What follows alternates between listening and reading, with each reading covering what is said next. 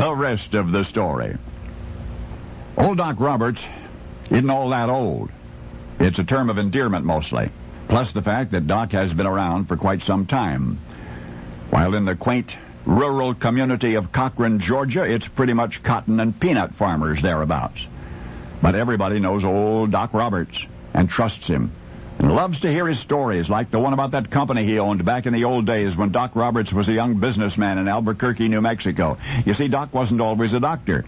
In fact, when he first applied to medical school at the age of 27, he was told he was too old. So using his Air Force-sponsored education as an electrical engineer, Doc, back when he was just plain Ed Roberts, started up this electronics business. The company made handheld calculators. Well, they went over big. So Ed took on some employees, 150 or so, started making PCs, the personal home computers. Top of the line was a dandy. Ed called it the Altair 8800, named after an episode of Star Trek. To save money, Ed hired a teenage college student to write computer language for it one summer. Anyway, the company, impressively entitled Micro Instrumentation and Telemetry Systems, continued to do very well. So well that when the Pertec Computer Corporation offered to buy it, Ed sold. Well, now, it's about here in this story that old Doc's patients start grinning. Oh, they could believe the part about the computer company because Doc seemed a right smart feller. But when he talks about selling his company for $3 million, well, then you start thinking about his office here on Peacock Street in Cochran, a one-story white cinder block, nothing, with an inconspicuous little sign out front, H. Edward Roberts, M.D., Adult Internal Medicine.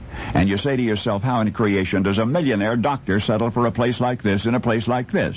Well, all right, I'll tell you. Ed Roberts' first love has always been medicine. So in 1982... when Mercer University in Macon, Georgia, opened its new medical school, the 41-year-old former businessman applied, and he was accepted. 6 years later, he began practicing in Cochran, and that's the truth. Matter of fact, it's all the truth. You see, when old Doc Roberts was a boy, he spent his summers here in Wheeler County. He likes it here. He likes the folks, the farms. Especially, he likes the life of a country doctor. Ed Roberts is living his dream. You get a sore throat, you get a fever or something like that down Cochran Way, you're glad he's your doctor and your friend. For once upon a much different life, there was an eager young electrical engineer entrepreneur who happened also to be a genius inventor, who created handheld calculators and personal computers.